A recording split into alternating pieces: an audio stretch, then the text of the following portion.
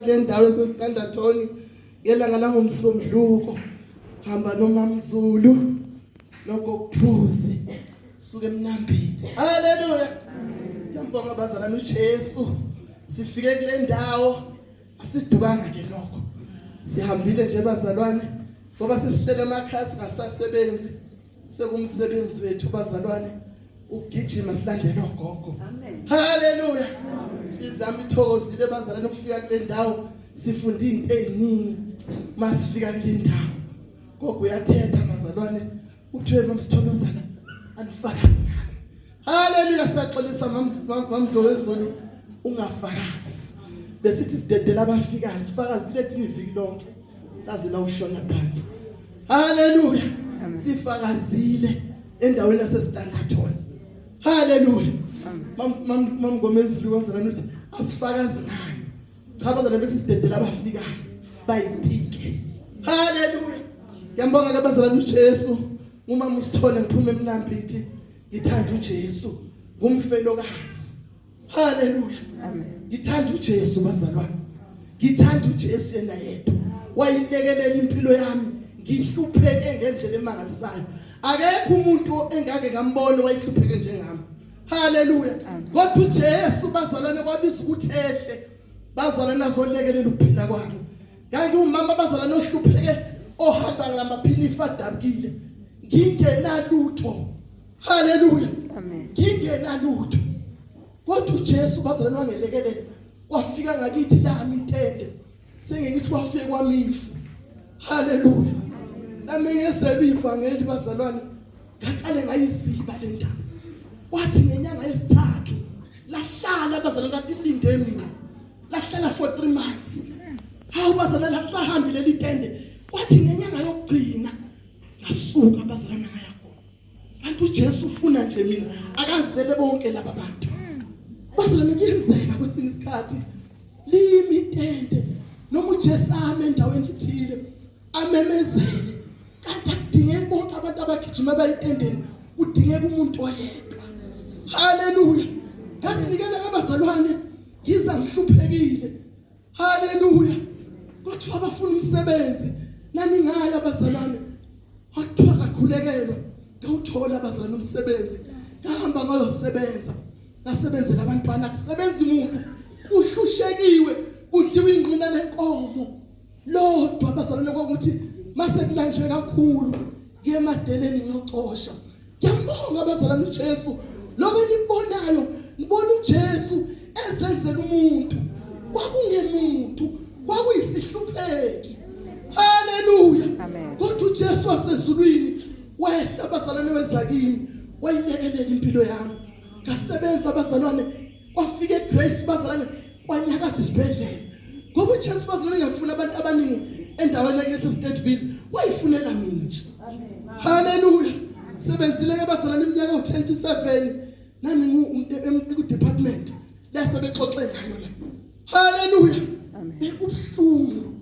Bazalwane kwesinye isikhathi uyahamba uJesu efakile kanti uJesu udinga umlaleli. Bazalwane bekunzima ehambeni kwami for 27 years ngiyizwe inhlungu yokuhlushwa awumukelwa umuntu umuphethe le ndaba awuthandwa umuntu. Haleluya. Engenandaba nokuthandwa kodwa ngezwe ukuthi ngiyahlushwa. Haleluya. Amen. Ngahamba ke bazalwane waze wafika isikhathi la bazalwane kucaca ukuthi angiphume. Haleluya. Ngamcela uNkulunkulu ngathi Nkosi ngiyavuma ukuphuma kodwa ukuthi bengikhulume nompriest. Ngamtshela ubaba ngathi baba nansi indaba ithi angiphume ngiyoyisebenza le ndaba kaJesu. Wathi ubaba uneminyaka emingaki ngamtshela bazalwane wathi hlala phansi uthi ukuzinza. Haleluya. Ngahlala bazalwane ngahlala u2 years. Haleluya. Wathi at least linda mama usithole 55 years bese uyaphuma. Haleluya. Amen. Wafika 55 years. Yazi mase 55 years bazalwane wathi angithi ukuziba kancane ngithi ukuhlala. Ngizongathi sekumnandi. Ikwavele kwasuka impi isuwishuwishi ngaphakathi.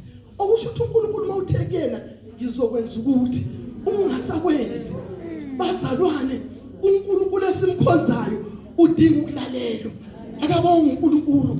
Kade ngibuka nje abazalwane kulezi insuku inkosi bazalwane ingifundisa asifundeni singabazalwane ukungakhuluma izinto emlonyeni wethu eziyinkinga kubantwana bethu.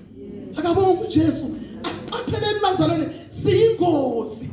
Uma siphethelele igama siyingozi. Kwesinye isikhathi uyathetha ngoba abantwana bethu bazalwane baphambana nathi isitha sisebenzisa bona. Khulume bazalwane ngakhuluma nami thema badlala singakhulumi ngengane. Kodwa indaba yethu njengoba singabafelokazi ela enganeni. Ukufakazi bethula ngoba ibona abantwana esihlala nabo siphila phakathi kwabo.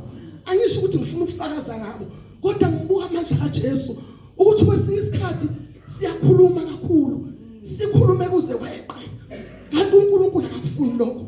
Athethe abazalwane bantwana bami bazalwane ikhulume kakhulu. Ucishe wafa umuntu. Ngiyafakaza abazalwane angikhulumi ngabo. Cishe wafa kulawini amazwi ami. Kwesinye isikhathi angikhulumi. Ngiyathula nje. Ngithethe bese ngiyathula. Kanti ngaphakathi iyalwa impi. Akabonga uJesu athi mayiphuma umntwana avela cisha afe phansi. Abuya athi mangiyaxolisa. Sengishe ngafa. Angithi ukucasula asiqapheleni bazalwane singakhulumi kakhulu. Akafuni uNkulunkulu ukukhuluma kakhulu nokucasuka bese uyakhuluma. Haleluya. Siyingozi thina bazalwane. Uthi ithi lenkosi lapha kwabaseKorinte. Lithi thina siyohlulela ingelosi. Uyabona ke ukuthi si very sensitive kangakanani.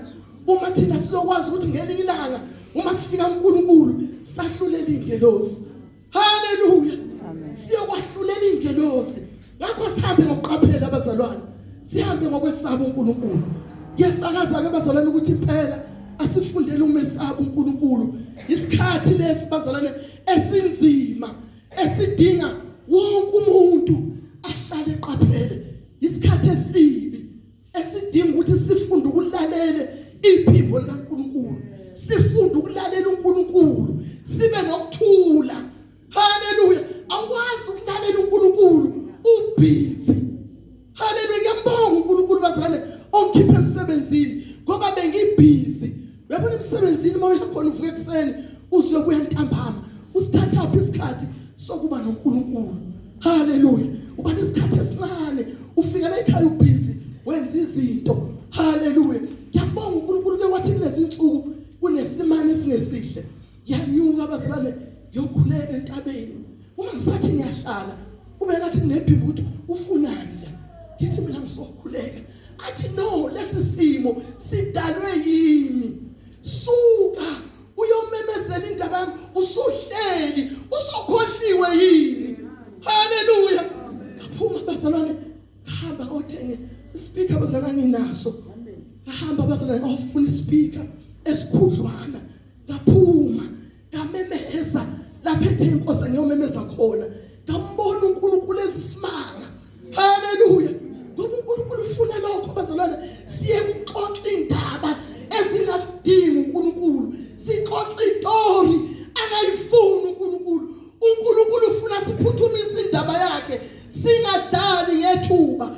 uNkulunkulu sefuna le ndaba isheshe siyambambezela uNkulunkulu. Sibhizi siyaxoxa noma sifike epontshini asikhulumi ngezwi kodwa sixoxa indaba.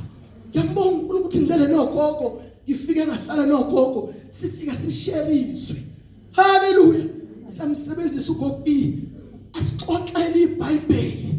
Akabonga uJesu ngoba laba badala abazalwane udinga sibasebenzise bayinsali uNkulunkulu asiboleke bona. Haleluya. Udinga mawuhlezi naye uhle uthi gogo akuxoxa le ndaba. Siyababuza sihlezi lapha noMamzulu akuxoxa indaba kaDavide ukuthi wazaleka kanjani. Ayixoxa ugogo ayixoxa ugogo ayixoxa abazalwane. Siyayazi eBhayibhelini kodwa imnandi bayixoxa. Haleluya. Sihle bazalwane. Siphinde semthumela kwenye indawo.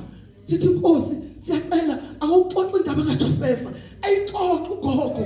Bazalwane njengoba silandela ugogo kunento ekufuneka sizihle kubo ngoba izwe lesifuna lezi zinto. Haleluya. Uma besuka phambi kwethu bazalwane sizoba nenkingi. Haleluya.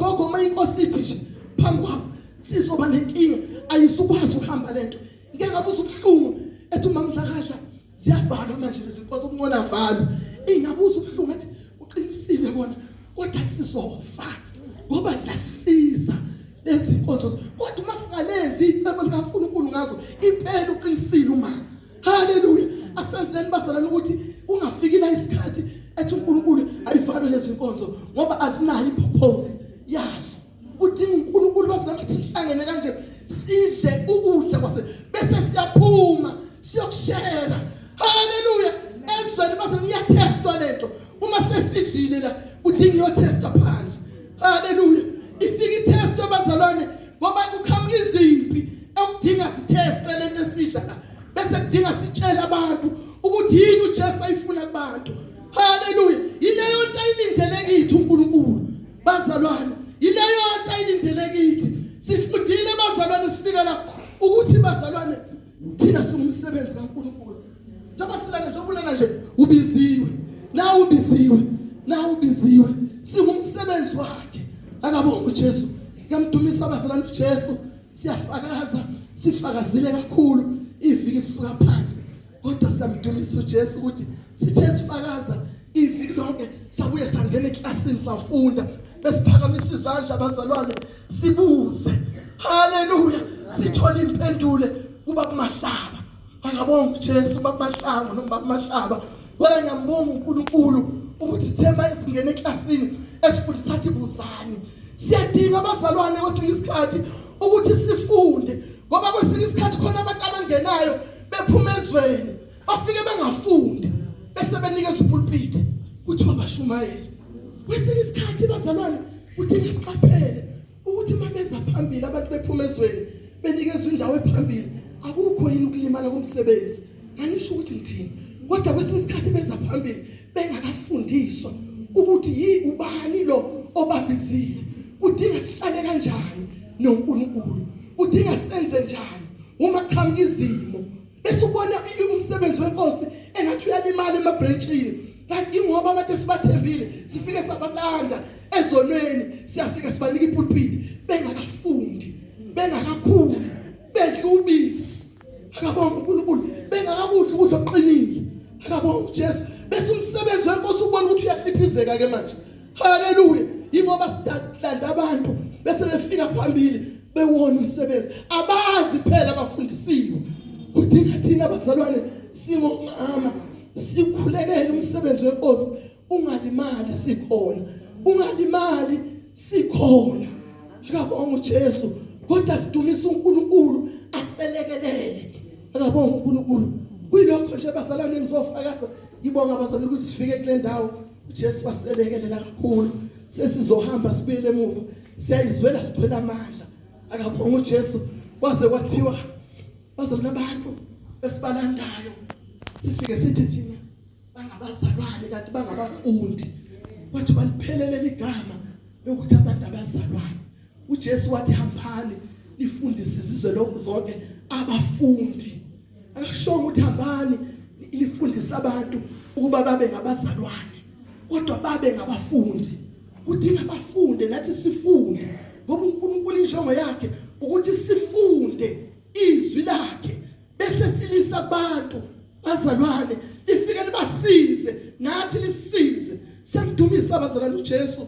ngethuba lokuthi size sizofakaza sifakaze abazalwane ilento uJesu ayifunayo ukuthi thina sifakaze haleluya lithi iBhayibheli bazalwane siyofakaza yaqala abazalwane sifunde lapha kwabaseKorinte 6 baForinto yokuqala uchapter 6 haleluya bese silibala abazalwane uxabana sikhombana siqebana emabranchini kanti uNkulunkulu into ayidingayo ukuba thina abazalwane senze umsebenzi wakhe siphume endabeni ezingasidingi siphume engxoxweni ezingasifuni haleluya kodwa sime ngendlela uNkulunkulu afuna ngayo sifunde lapha kwabaseKorinte yokuqala abazalwane awufundele sisiphumeni uchapter 6 haleluya qala phezulu sisi incwadi yabaseKorinte yokuqala chapter 6 verse 1